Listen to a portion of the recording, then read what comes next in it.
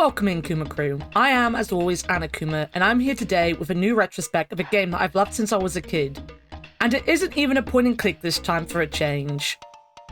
Yeah, we're going to talk about Whoopi Camp's 1997 platformer Tomba, or Tombi depending on where you're from.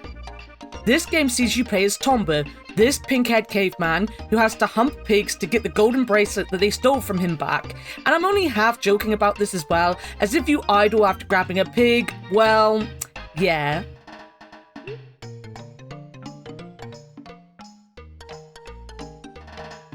Tomba does fall under the Metroidvania tag, as it is a game where you will go off, do many things, and have to return after getting upgrades and power-ups later in the game. Chests are all around the world, some will need keys that you'll only get after reaching and befriending the random old men in the game, and yes, that is basically their names, 100-year-old man, 1,000-year-old man, and so on and so forth, because we all know old men just get called old men, they don't have names, they don't have a need for them. But these people are scattered around the world, and so are their chests, and you have to go back to find them later in the game. But why are we fighting these pigs, and what is this golden bracelet? Well, you see, the evil pig has taken over the world, or at least this part of the world. I don't really know how big the world really is. You'll explore these lands in particular and see for yourself what the curse of the 7 evil pigs is. The only way to defeat them is to find the evil pig bags, then find wherever the evil pig door is for each pig, and then go into the door and throw them into the evil pig bag. It is as easy as it sounds. Still can. What? You still dare to fight? That's it, I've had enough. I gave you your chance, you're in for it now. Just remember, you asked for it.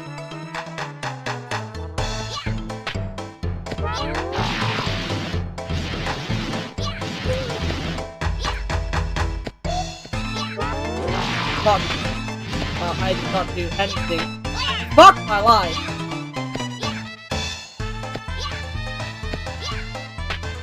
Oh my god.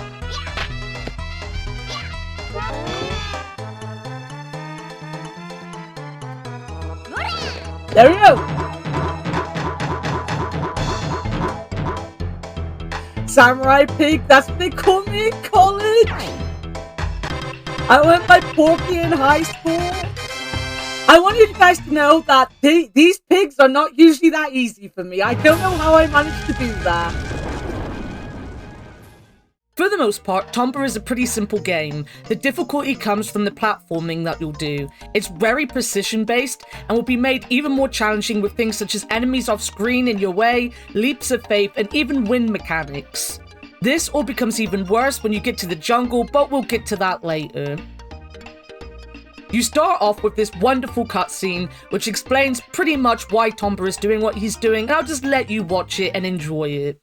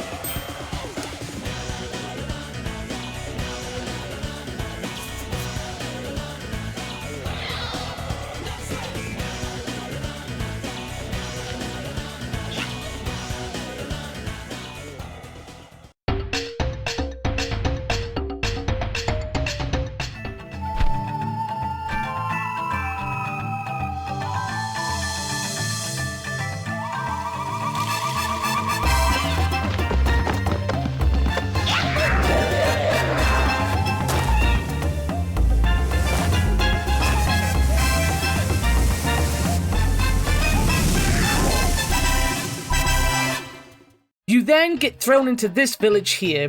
This obviously acts as a tutorial for the game. You learn how to jump around, not only going left to right, but if you hold the up button, you can go from plane to plane. See, Tomba isn't just a side-scrolling game. It often uses the world in various different ways to give it a lot of depth. This is done perfectly in the Haunted Castle level later on, but here it just wants you to get used to the fact that you can jump between the background and foreground, as well as enter into houses if you see them on the way. You have some tricky platforming as well, going across this ditch for example, and it is all to make it to the top of this area and meet the first old man, the 100-year-old man. He will finally give you the lowdown on the 7 evil pigs, in one of the only cutscenes you'll get in the game, so enjoy. This was once a beautiful, peaceful land, until 7 evil pigs came. They suddenly appeared and used their powers to change this land into an ugly world. For some reason, the evil pigs seemed to be collecting gold. I bet your grandpa's bracelet that was stolen by the Tomba pigs was made out of gold too. The 7 evil pigs are hiding somewhere in this world. If you find them, I'm sure you'll be able to find your bracelet as well. Just remember, be very careful. We also get a really nifty joke on where does Tomba keep his inventory, because Tomba does indeed have inventory. See, you need to collect these birds on your way up to meet the 100-year-old man, as he won't tell you anything. And after telling him you have them, you just kind of barf them out onto the floor. Whilst this isn't a joke that is used again, it is a fun way to take away the question of how this caveman keeps a bunch of junk on him all the time. I'll also take this moment to say I really enjoy how the game gives and clears your quests. I'll talk a bunch about side quests during this, as the game does have a lot of quests if you're looking for them, and when you pick up a quest, it comes up with these boxes on screen. When you complete a quest, it'll come back up, then change to clear, and give you the points you've been given for clearing whatever quest it is. I don't know, I like these 3D boxes, they're kind of funky and fun. It's an interesting way of giving and clearing your quests for you. As I said, this whole first area is a tutorial area, and there are a few more mechanics that you need to know that the game shows you. So this guy here actually starts the tutorial area. He's here to give us a little bit of a push in the right direction.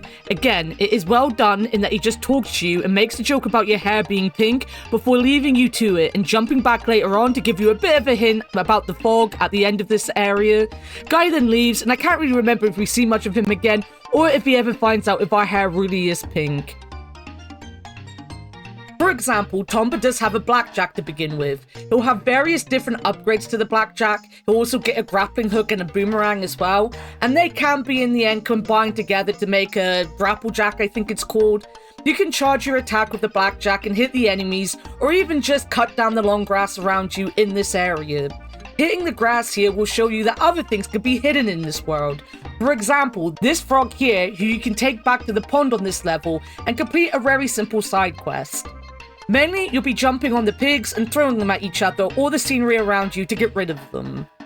This all gives you AP points. AP points is kind of the game score. It doesn't really do much, but you do have AP boxes along the way that if you reach certain milestones, you can open them and they give you more fruit and food and things like that. Also, a warning, there are these water pumps. They're all over the place, and you'll probably jump on many of them on the way through this area especially. Something you want to get into the habit of doing is to jump on them, even if for now, if it doesn't seem like there is any point to it. Later on, a tree will be asking you to step on every single one of them, but you could be pretty much done with that quest when you meet him if you are careful. Or indeed, you'll have to go back all throughout the game and look for them all again.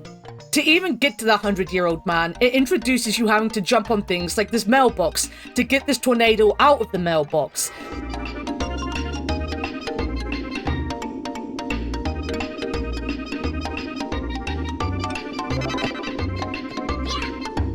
Then you'll get to this place that is covered in a thick fog. You then have to learn how to use your items in your inventory, which will then have the tornado come out of your inventory to get rid of the fog.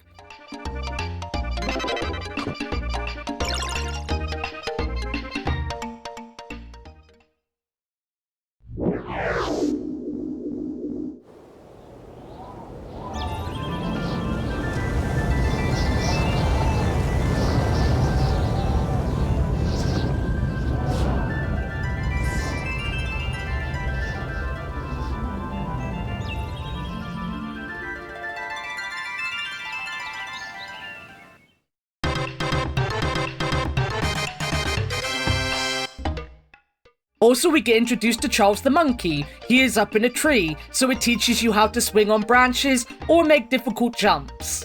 There's also the death pits. Death pits are scattered around Tomba. In fact, many later levels don't even have ground. So you get introduced very early on to the fact that you are going to fall down holes and die.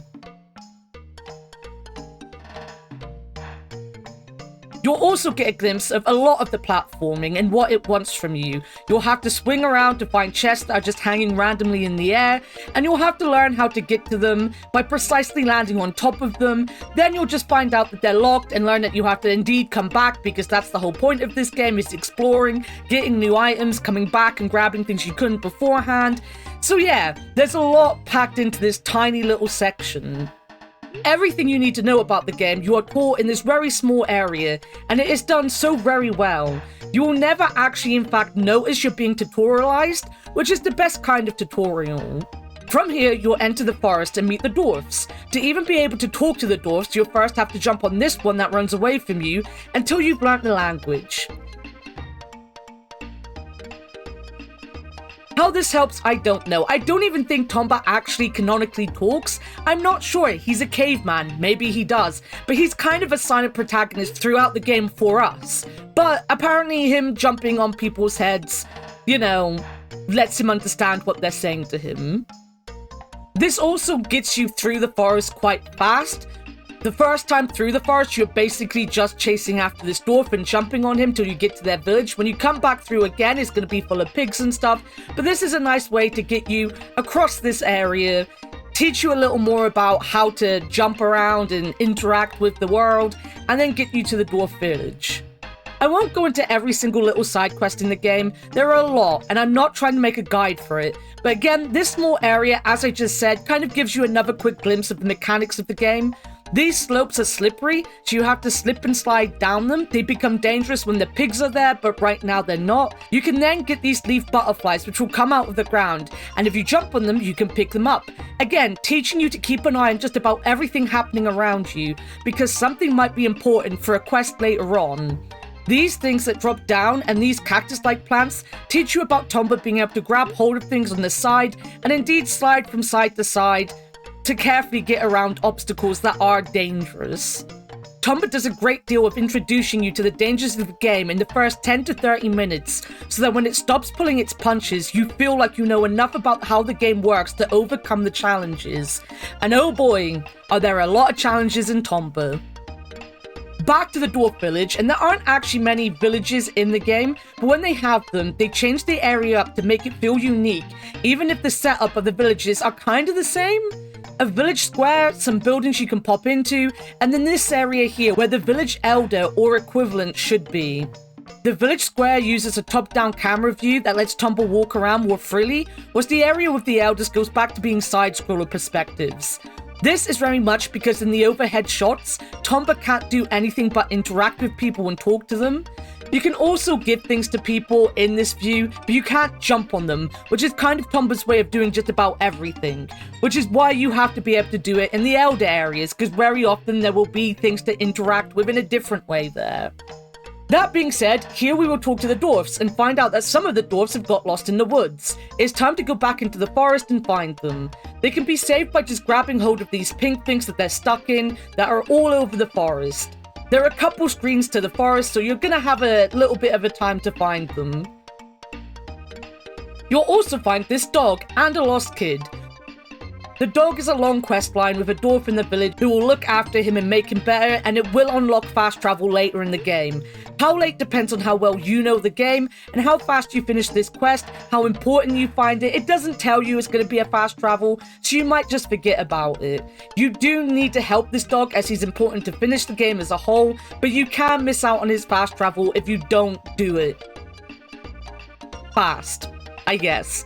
After finding all the dwarfs, this can also be where the game gets a bit confusing for people. There isn't necessarily a next step per se in the game. You do kind of have to do things in a certain order because you need to get upgrades to move the plot along, but the game won't hold your hand and really tell you where to go or how to even get there. You'll have to leave the dwarf forest through this area, which is actually the first time you're asked to go up, using the verticality of the level as a challenge instead of just going left to right. It also has these really annoying enemies that float around and can be a pain to avoid and get rid of, so be careful with them.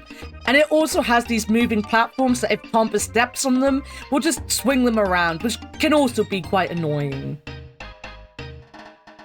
Another mechanic that it introduces is the bucket mechanic, because you can equip the bucket to Tomba, who will then put it on his back, and you stand under these water droplets to get some water. This will be important for some quests later on, but it's not a major thing you have to do.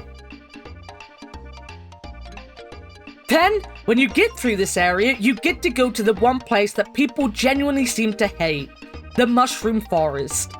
Mushroom Forest is a pain.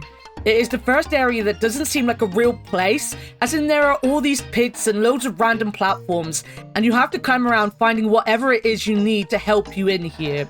It's the first level that really feels like a game level and not a world level, if you get what I mean. It's more of a platformer level, like a Mario level, than say a JRPG level that tries to be a little bit more realistic with what its areas look like. So certain mushrooms here will either make you laugh, some will make you cry, and then there's one that you will pick up that will heal you from either of those effects. The laugh and cry mushrooms are automatic after you pick them up. You jump on them to pick them up, he automatically eats them. The healing one thankfully gets stored in your inventory, so you can use it when you need it. This prick here is going to stop you from going to the mountains, but he wants you to show them how to laugh and cry, so you instantly have to deal with the effects of the mushrooms too. Again, all the while having to platform and deal with the flower enemies here, who are just awful. They too are affected by the mushrooms you eat, so they either are sad and run around the place, or they laugh and jump around the place. A lot of this area is made up of blind jumps as well. You can't necessarily see where you're going to be jumping to, so you've got to be careful that you're not going to land on one of these flowers when they're in a pointy state and dangerous, or indeed just going to fall down a pit. To be fair on the game though, it does kind of give you both of these mushrooms pretty much straight away in this area, but they don't give you a healing mushroom. Sadly, this is also a mechanic that you'll need to 100% the game, as there are these doors that only open if Tomba is happy or sad. Tomba also can't attack when he's under the influence of mushrooms, because why would he? He's either too busy waving his arms around and crying, or just standing here and laughing. And trust me, everybody hates this laugh. Also, chests just hang precariously all over the place here too, and you often have to pick between whether it's a smart move to try to get whatever is in a chest, usually just things to add to your AP, which is your overall game score as I said earlier, or leave them. This is because you don't just auto-grab things in chests. You jump on them, open them, which destroys them, and then whatever it is that's in them will break out, and you have to jump onto it and grab it. Doing this and trying to safely get back onto a ledge, both here and later in the lava cave, often isn't worth the attempt to get the item in the first place. After showing this guy how to laugh and cry, you'll end up on the mountains, which are cursed with a storm right now. This basically means there will be wind mechanics, which makes platforming even more tricky. We still get annoying enemies as well, but now we also get flowers that if we fall into them, will take us somewhere else, like transport us just randomly, just swallow us and spit us out somewhere else. Oh, and hidden underneath the floor will be these platforms ready to spring us backwards.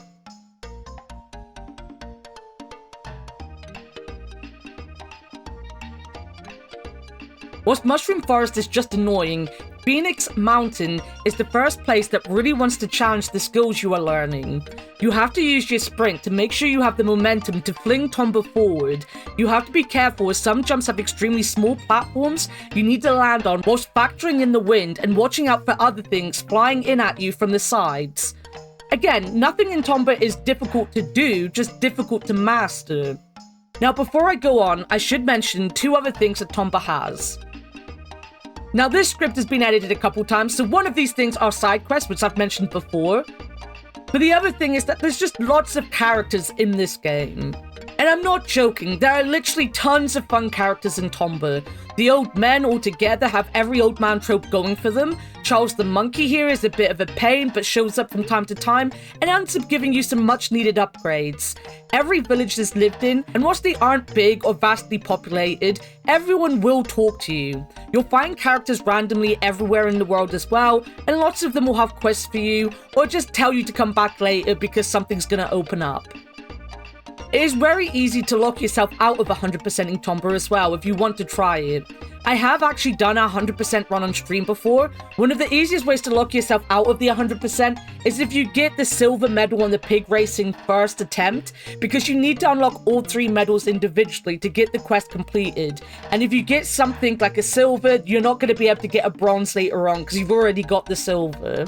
That's the easiest one to mess up. Also, this character here will play hide and seek with you, and if you complete his quest before you go to the hidden ninja village, because yes, there's a hidden ninja village, then you can't do his father's quest of bringing him food because he's already home. There are a couple others that you can mess up in this way, but those are the 2 I really remember, and they're the 2 that I messed up on my first 100% attempt just before I did it on stream.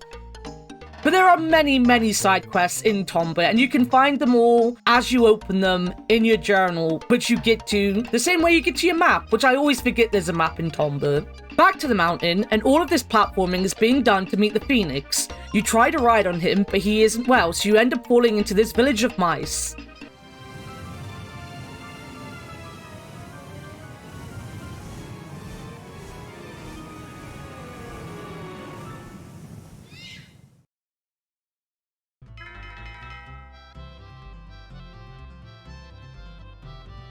Just, they aren't mice, they are humans. They've been turned into mice by the evil pig in charge of this area. You can do some quests for them and inevitably end up at the haunted castle, which is a fantastic area. You'll have to traverse all over this either by jumping from the foreground into the background or by having the map turn itself as you go off to the sides. There are various rooms, characters, and enemies all over the place, but for now, you're on a straight path to this place, which is actually a very simple area to deal with before going back to the village. You will get lost in Tomba so very often, but quests like this will be very straightforward and won't make you run around the place, quite similarly to how you just had to chase the dwarf in the dwarf forest in the first place. Whatever you are doing will never take too long to do, but it is often finding out what thing you are meant to be doing at any given point, and whether the quest is a side quest, or indeed is meant to get you to the next power-up or old man. But also, the view of this lake is fantastic and makes the game even odder to me. Because in a world where these environments are normal, you also have something as beautiful and actually our-worldy normal in the game too.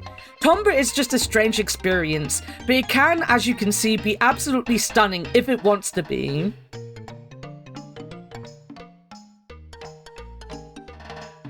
Another thing you'll be forever doing is backtracking in the game to find different quests or just to figure out what the heck you missed in the first place. But the next thing you'll be doing is going back into the castle, breaking all of these eggs in the area to help free the 1,000-year-old man. He'll give you the key to his blue chests and tell you to find the next old man.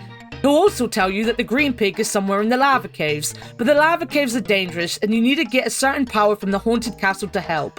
Oh, and go backtrack to find the 1,000-year-old man chests, because he has something in there that will help you.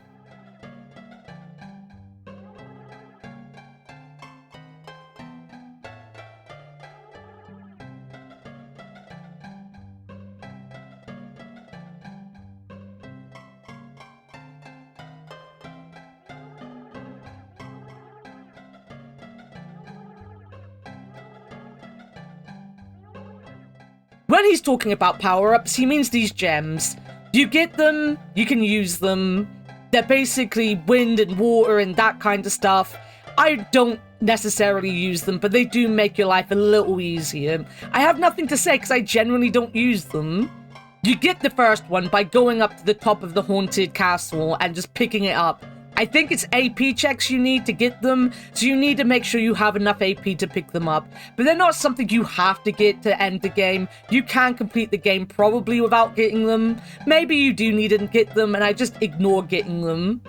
That sounds more like me. Now, I could edit this out and make myself look really smart, but I'm not going to.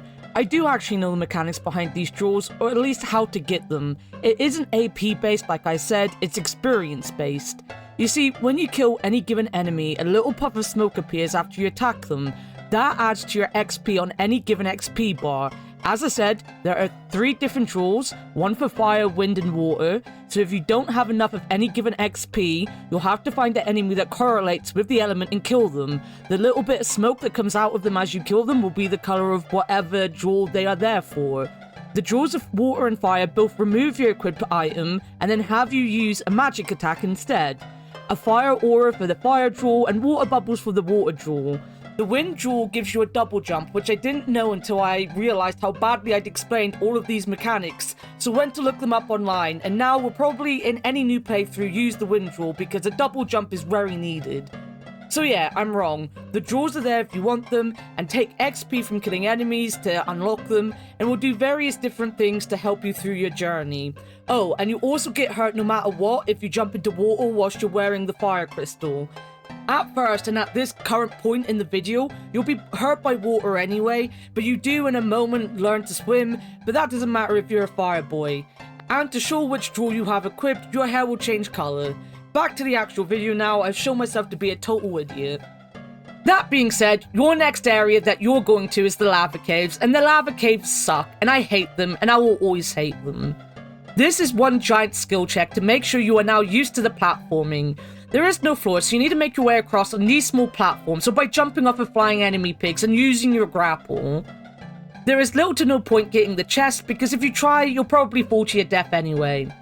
Why are we doing this? To get back to the Phoenix, of course, and give it one of these flowers you've picked up, so this time it can carry you to the jungle.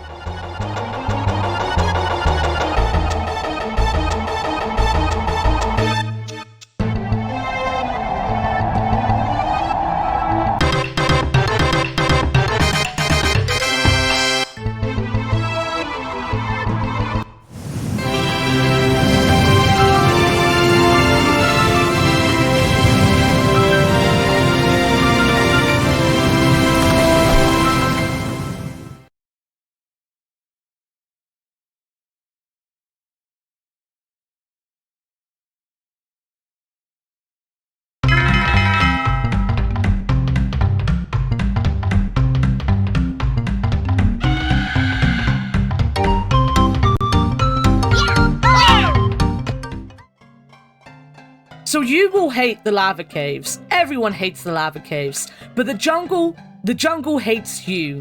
You now have these jumping fish-like men with shields, so you can't hit them with your blackjack.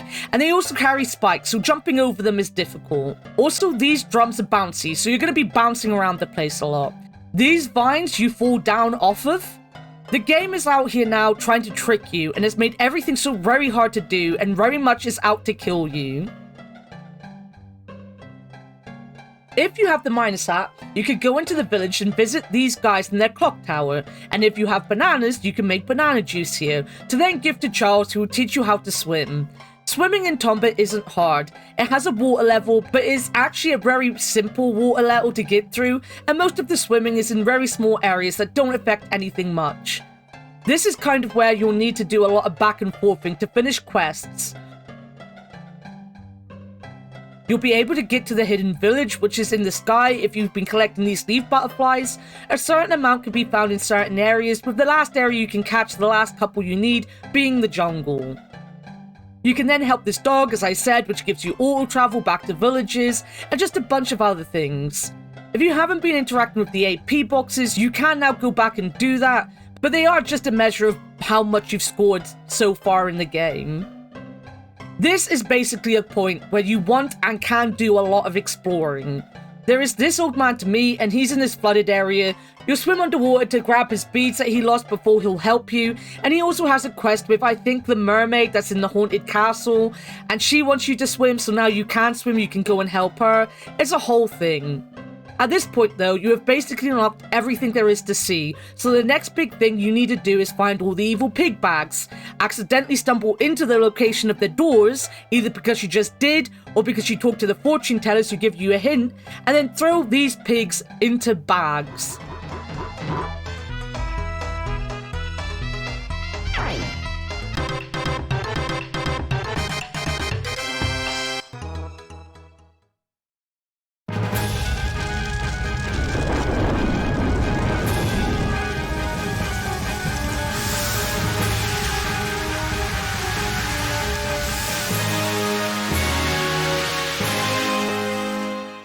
Yep, the boss fights in this game aren't fantastic.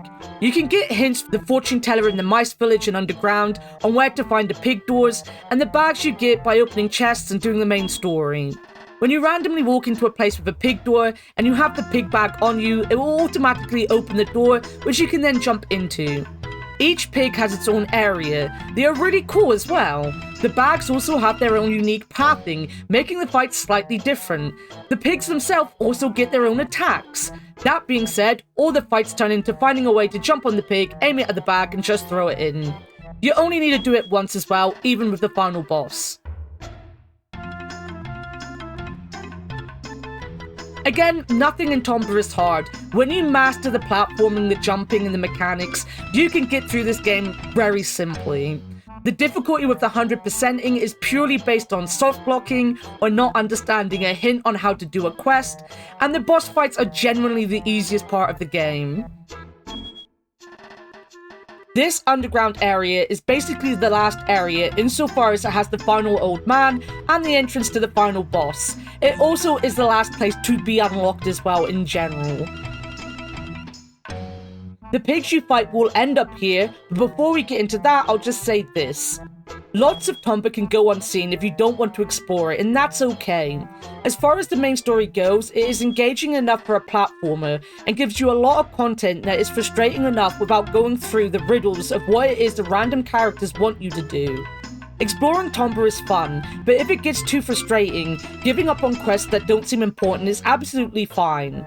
You don't really get anything for completing the game 100% either, so it really is just a case of wanting to see everything, and often for very little reward, other than some AP at the end of it. It also doesn't necessarily always make it obvious what quests are important, so you're gonna end up doing things anyway just because you don't know which ones you need to complete the game. I feel you will end up inevitably seeing every area, but it isn't really important to 100% the game, so don't feel bad if you don't have time for things like the pig bike stage or something.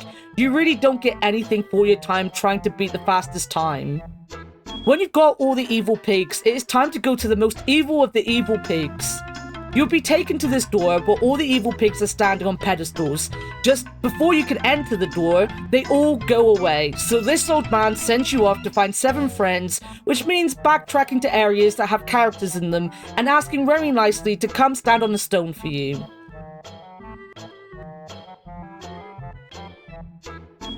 You'll come back one short, but your dog will agree to stand on it, which is why he's important to the story. And this is just crazy to me, because the old man is literally also stood here, and I'm guessing he's my friend. Like, some of these characters I don't even know, and this guy here won't just stand on a pedestal for me. These old men literally do nothing but complain at you this entire game. They send you on quests, and at the last minute, instead of any of them standing their crusty asses on a pedestal so I can go through a damn door, they make me travel around to find these random people I guess I've maybe helped during the course of my quests to stand on them instead. After you've found these 7 friends, the last being the dog that I've just mentioned, you are finally able to enter and face the final pig. Now this can be a little disappointing as they don't make you do anything special for it. You still just need to grab the pig once and throw it into the bag. It can feel a little harder, but you probably will be used to these fights at this point, so it won't be too much of a challenge for you. I don't think the boss fights themselves were an important part of Tomba, and as I said, whilst this game can be difficult to master, at the end of the day it's a very simple concept. The difficulty often comes in the unseen jumps that you have to make, the death pits, and just enemies being everywhere and difficult to deal with, but it's not actually hard. So whilst you can struggle to get to the end of it, I guess by the end of it, it feels a bit of a disappointment to have a boss fight that can be over in seconds if you know what you're doing. After defeating him, you'll get a quick cutscene of the Pig Island being destroyed, and Tomba flies back to the old men, who then will talk at Tomba before he leaves, and you get the final cutscene. Congratulations, you have now finished Tomba.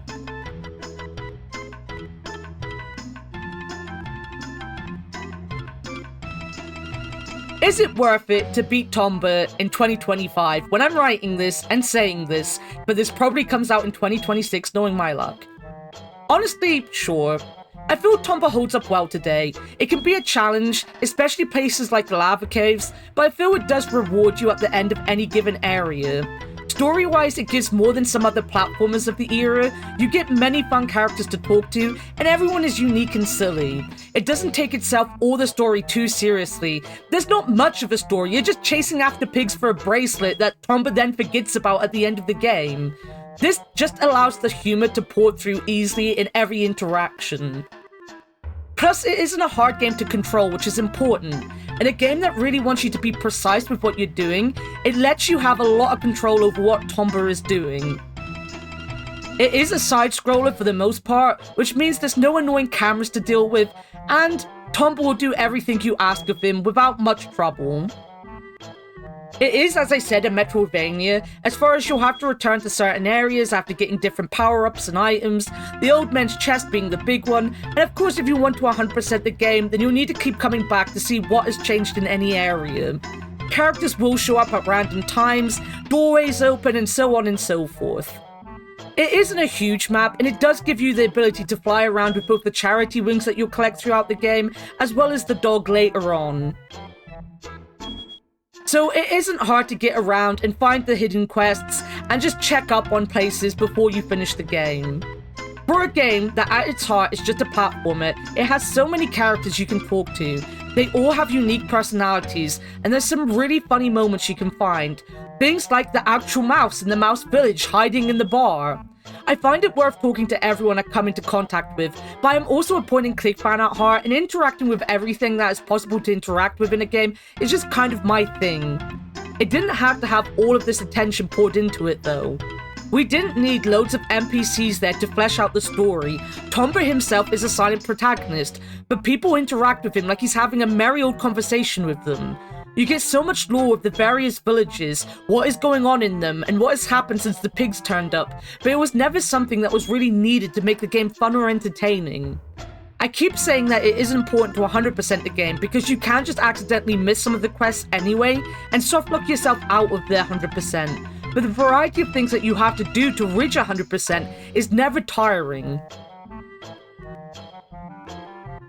Some will be fetch quests, others will be puzzles of sorts, like throwing these jellyfish floating enemies at each other to make a special potion.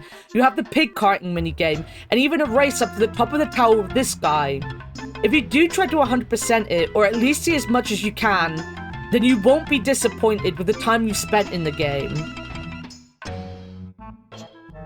Tomba can be challenging, mainly because it can be a little confusing on where to go at any given time, but it also stays fun, and I feel it honestly does stand the test of time when it comes to replayability, even now.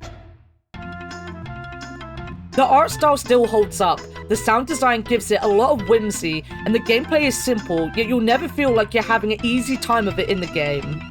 Tomba has always been one of my favorite games since I was a child.